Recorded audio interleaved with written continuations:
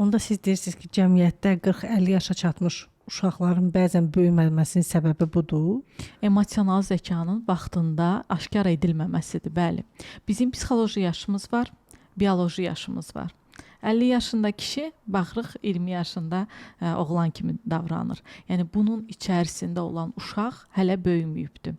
Uşaq mənimiz var və yetişkin mənimiz, eyni zamanda valideyn mənimiz var. Uşaq mən hamımızda olur. Doğulan kimi biz necə uşağıqsa, uşaq mən formalaşır.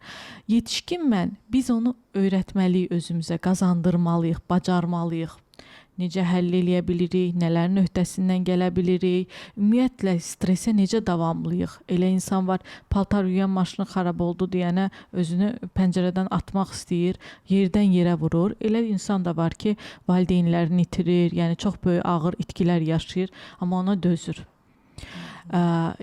Bunu necə həll edir? Bu yetişkin mənimizi formalaşdırır bizim. Sonradan valideyn məni isə biz bunu istər-istəməz öyrənirik, bu 100% hamıda olur. Yəni istər anamızdan, atamızdan, başqasının valideynindən belə götürə bilirik özümüz üçün.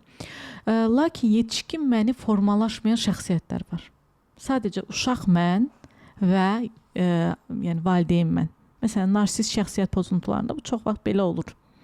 Yetişkin mən orada geri qalır. Uşaq mən sadəcə ego, mən istəyirəm daha çox. Düzdür, ehtiyacları ödənməmiş bir uşaq da var ortalıqda. Narsist şəxsiyyət pozuntusu sadəcə elə mən özümü ön plana atım ondan ibarət deyil. Orada zəifliklər də çox yəni görünə bilən prosesdir.